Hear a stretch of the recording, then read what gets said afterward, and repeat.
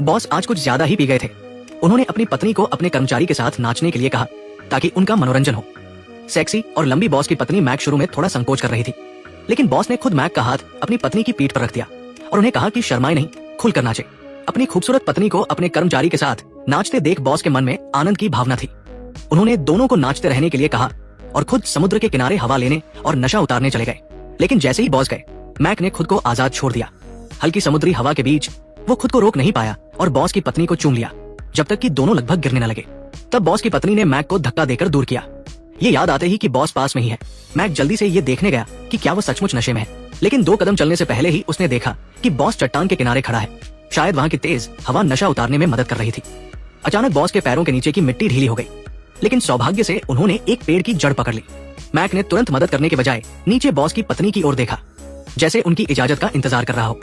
लेकिन जब उसने देखा कि बॉस की पत्नी डर से जड़ हो गई है, तो मैक तेजी से बॉस के पास पहुंचा और पूरी ताकत लगाकर उन्हें ऊपर खींच लिया। फिर वो और बॉस की पत्नी मिलकर बॉस को घर ले गए। बॉस को सुलाने के बाद मैक तुरंत जाने की तैयारी करने लगा, लेकिन अचानक दोनों ने एक दूसरे को चुपचाप गले लगाकर चूम लिया। उस पल उन्हें इस बात की परवाह नहीं थी कि बॉस अगले कमरे में है और वे बेफिक्र होकर एक दूसरे में खो गए। कुछ दिन पहले मैक एक नया रिटायर्ड सैनिक था। एक हादसे ने उसे गुस्सैल बॉस अली से मिलवाया। उसने न सिर्फ अली की गाड़ी को खाई से निकाला, बल्कि उसे घर तक छोड़ भी आया। इता में अली की पत्नी लॉरा ने उसे कुछ नकद पैसे दिए। मैक को लगा कि उनका कोई और संपर्क नहीं होगा, लेकिन अगले दिन सुबह अली खुद उसके पास आया। दरअसल शराब पीकर गाड़ी चलाने के कारण उसका लाइसेंस 1 साल के लिए रद्द हो गया था। मैक को मेहनती देखकर अली ने उसे अपना ड्राइवर बनने के लिए कहा।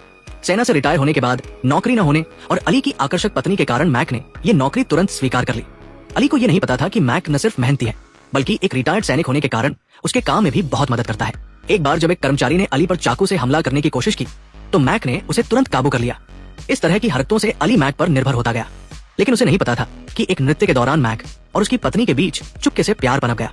अब सबके फोन की बैटरी कितनी है, कमेंट में बताएं। एक ही बैटरी प्रतिशत वाले दोस्त बन सकते हैं। गरीब लड़का अनजाने में बॉस की पत्नी से प्यार कर बैठा। दोनों को बॉस की मौजूदगी की परवाह नहीं थी और वे गोदाम में बेझिझक एक दूसरे के करीब आते थे। बॉस को इस बात का कोई अंदाजा नहीं था और वो मैक को भरोसेमंद कर्मचारी मानता रहा। उसने कंपनी के सारे काम मैक को सौंप दिए, लेकिन मैक बॉस की गैर मौजूदगी में उसके घर के पास जाता और दूर से खिड़की के जरिए लॉरा की खूबसूरती को निहारता। धीरे धीरे बॉस को कुछ गड़बड़ लगने लगी। उसकी पत्नी हाल ही में बार बार खिड़की की ओर देखती थी। शक होने पर उसने लैंप उठाया और बाहर देखने गया, लेकिन लॉरा चुपके से पीछे हट गई, क्योंकि मैक अंधेरे में उसका इंतजार कर रहा था। ये सब इतने सलीके से हो रहा था कि बॉस को कुछ पता नहीं चला। लेकिन एक दिन जब बॉस ने मैक को अपने साथ काम पर ले जाने को कहा, तो रास्ते में उसने अपनी पत्नी को संदिग्ध तरीके से कुछ करते देखा। उसने कुछ नहीं कहा, बल्कि मैक से चुपके से उसका पीछा करने को कहा ताकि पता चले कि वो क्या छिपा रही है। जल्द ही उसने देखा कि लॉरा गोदाम में गाड़ी ले गई, जिससे वो गुस्से से भर गया। आज माल आने का दिन नहीं था, तो लॉरा का वहां जाना जरूर कोई राज छिपा रहा था। वो गुस्से में गोदाम के ऑफिस में गया और लॉरा को बाहर खींच लाया। लॉरा रोते हुए घर की ओर भागी और उसका पति उसके पीछे गया। बहुत मारपीट के बाद लॉरा ने सच बता दिया। उसने बताया कि उसका मैनेजर के साथ कोई अफेयर नहीं था। वे दोनों मिलकर नकली बही खाता बना रहे थे और अली से माल की खरीद में ज्यादा पैसे लेकर उसे आपस में बांट लेते थे। ये कहकर उसने अपनी हिस्से की नकदी अली को दे दी। ये जानकर कि पत्नी ने धोखा नहीं दिया, अली ने राहत की सांस ली। लेकिन ये नजारा दूर से मैक ने देख लिया और जलन से भरा वो वहां से चला गया। अगले दिन अली को अचानक बाहर जाना पड़ा और उसने मैक से उसे एयरपोर्ट छोड़ने को कहा। जब मैक गोदाम में सामान ठीक करने लौटा, तो पति की गैर मौजूदगी में लॉरा बेफिक्र हो गई। उसने मैक के लिए खाना बनाया, लेकिन मैक ने ठंडा रवैया दिखाया, जिससे लॉरा हैरान रह गई कि क्या उससे कोई गलती हो गई। हालांकि लॉरा जानती थी कि मैक नाराज है, लेकिन वो पति की गैर मौजूदगी का मौका नहीं छोड़ना चाहती थी। देर रात बारिश में वो मैक के घर पहुंची। गरीब लड़के के पास उसे ठुकराने का कोई कारण नहीं था। पूरी रात की मस्ती के बाद लॉरा तरोताजा दिख रही थी, लेकिन वो सीधे घर नहीं गई, क्योंकि पड़ोसियों के देखने से डर थी। उसने मैक से कहा कि वो उसे कार से घर छोड़ दे। उस बेफिक्र रात के बाद मैक भी बोल्ड हो गया और उसने लॉरा से अपने साथ भाग चलने को कहा, ये वादा करते हुए कि वो अपनी मेहनत से उसे हर सुख देगा। लेकिन लॉरा ने मना कर दिया, क्योंकि उस पर बहुत कर्ज था जिसे उसका पति चुका रहा था।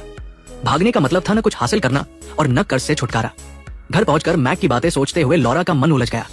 एक तरफ बिना प्यार का अमीर पति, दूसरी तरफ उसका प्यारा गरीब प्रेमी। वो समझ नहीं पाई कि क्या करे। अगले दिन लॉरा ने मैक को समुद्र किनारे बुलाया और प्यार के लिए एक बड़ा फैसला लिया, अपने पति को वहां बुलाकर उसकी हत्या करना, ताकि वो उसकी दौलत और प्यार दोनों पा सके। मैक ने इस विचार को ठुकराया नहीं, क्योंकि वह भी लॉरा से बेहद प्यार करता था। जल्द ही लॉरा ने एयरपोर्ट से अपने पति को लिया और बहाना बनाया कि वो उसे समुद्र किनारे कैंडललाइट डिनर पर ले जाना चाहती है। पति ने इसे प्यार समझकर मना नहीं किया। समुद्र तट पर पहुंचते ही मैक पहले से वहां मौजूद था। वे यहाँ अपने प्यार की जीत हासिल करना चाहते थे, लेकिन अचानक पति के कुछ शब्दों ने लॉरा को डरा दिया। क्या उनकी हत्या की योजना पकड़ी गई थी? दरअसल पति ने बताया कि उसे गंभीर बीमारी है और वो इसे छिपाए हुए था। अपनी आखिरी बातें कहने के बाद वो कार से शराब लेने गया, लेकिन तभी झाड़ियों से आवाज आई। मैक पीछे हट गया, लेकिन पति ने वहां कुछ अजीब देखा। जब लॉरा ने पूछा तो पता चला कि उसे झाड़ियों में मैक का लाइटर मिला था। अब मैक छिप नहीं सका और सामने आ गया। गुस्से में पति ने दोनों को भगा दिया और फिर कार में बैठकर खुदकुशी कर ली। इस तरह मैक और लॉरा एक साथ रहने लगे। इसके साथ ही कहानी खत्म हुई।